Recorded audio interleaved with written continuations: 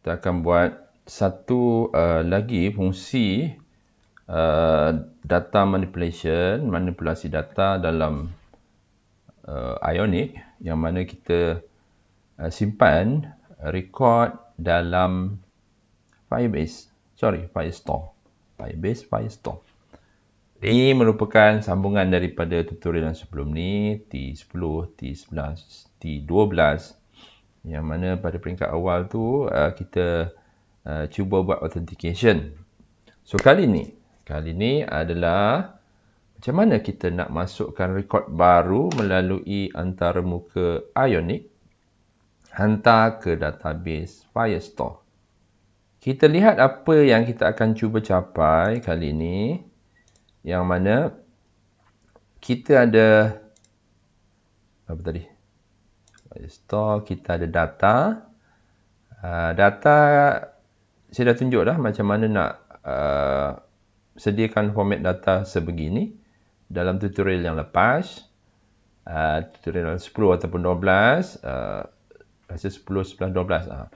Tutorial 10 tu kita buat macam mana nak configure Firestore ataupun Firebase Firestore. Kami gunakan Cloud Firestore untuk contoh kali ni, yang mana kita ada table activity di sini. Kita namakan sebagai collection. Dalam Firestore diistilahkan sebagai collection, macam table lah. Okay.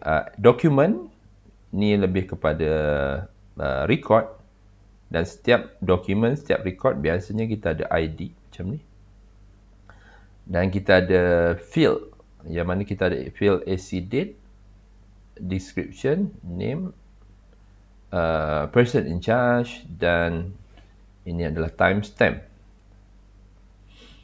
Dan untuk testing, setakat ni kita tak connect page kita ni dengan authentication.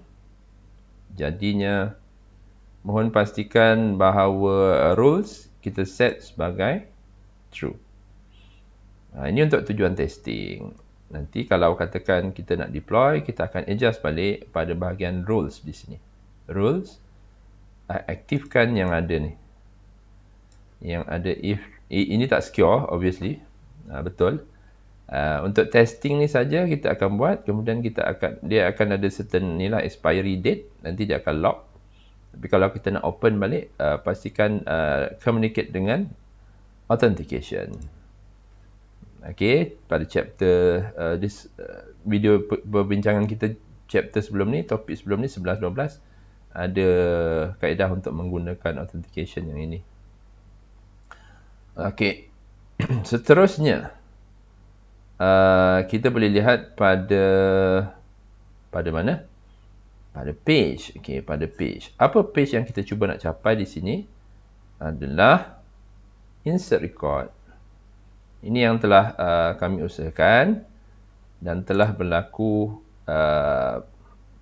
penyimpanan data, yang mana interface ataupun antaramuka yang kita akan bangunkan adalah seperti begini. Kita ada satu button, yang login, logout ni semua kita dah usahakan daftar dengan login, dan kita teruskan dengan tambah record baru di sini.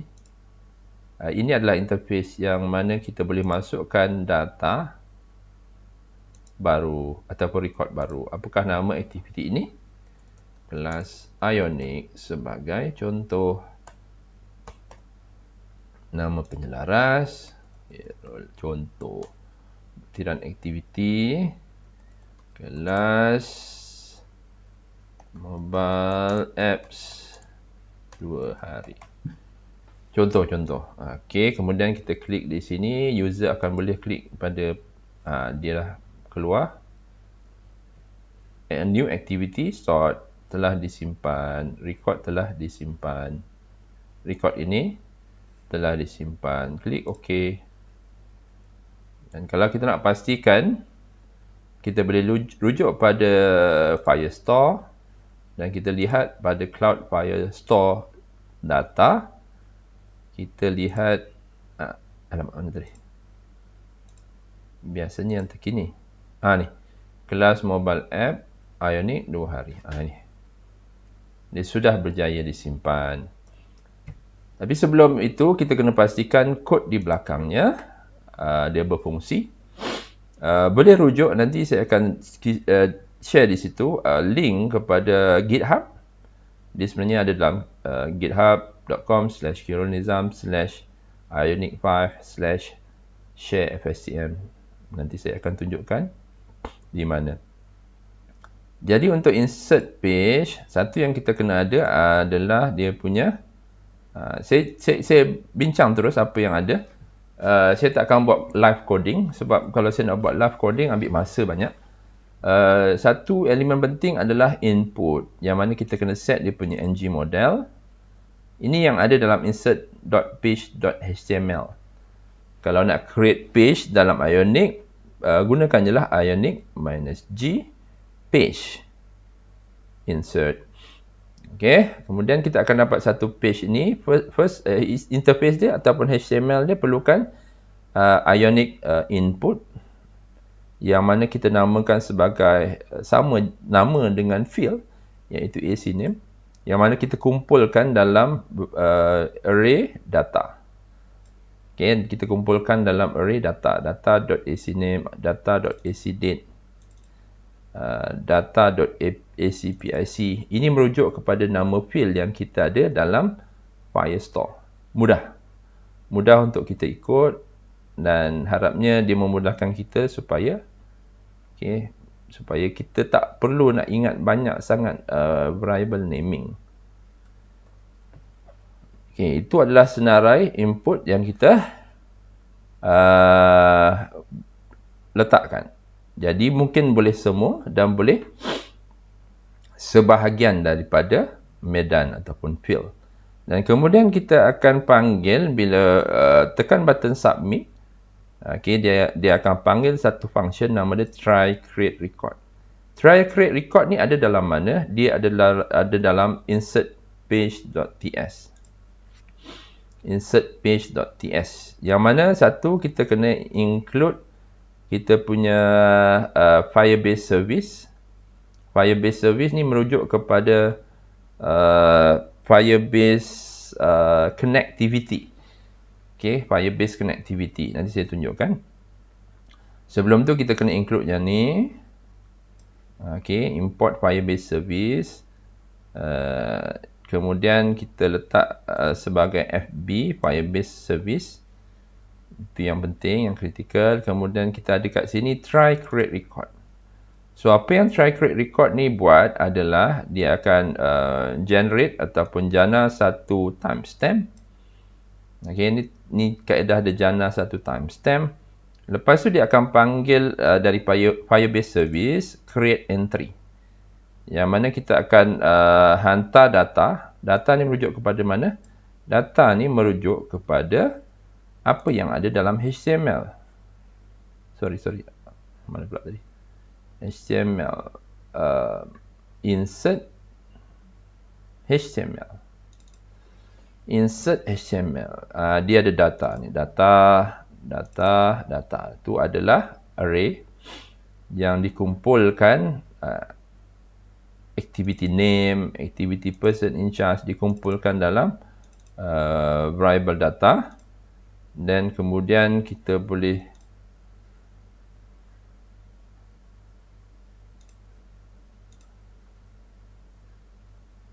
insert page.html. So data ni, this.data akan dihantar kepada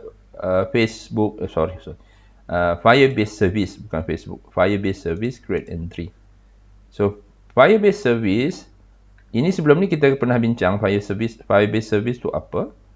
Dan dalam Firebase service kita kena create service lah. Boleh dapat dalam tutorial yang nombor 10, nombor 11, nombor 12. Yang tu ada berkaitan dengan Firebase service. Dan kita lihat dalam Firebase service, dalam services, dalam folder services, ni dalam folder services, Firebase service. Apa yang dibuat sini adalah create entry. Apa yang create entry buat? Ni contoh kod dia ni. Kalau saya nak live coding satu-satu memang ambil masa.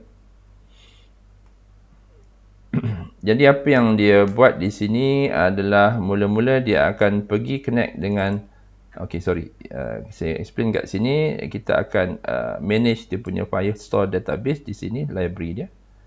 Okey, dan kita ada authentication ni. Ini authentication dalam chapter 11 dengan 12.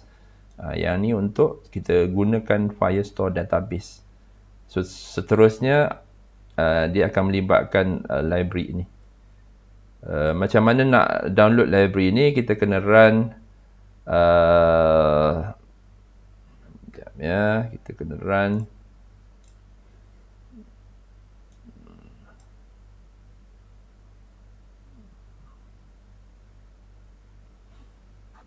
npm install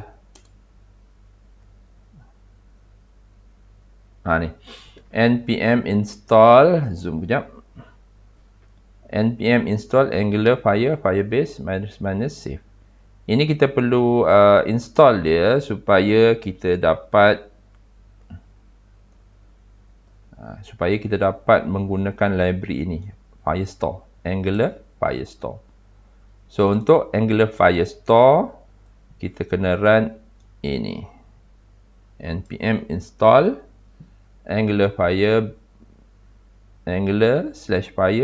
Firebase. So ini yang kita akan install. Ini yang kita kena install.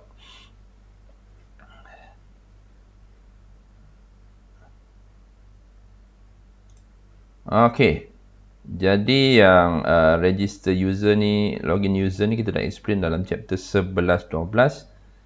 Yang ini adalah create entry. Apa yang create entry buat adalah dia akan pergi hantar kepada collection, nama dia activities. Ini adalah collection name. Kalau kita rujuk, ini adalah collection name.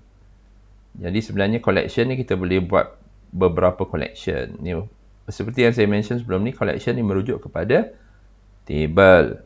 Table. Activities ni adalah table, satu table.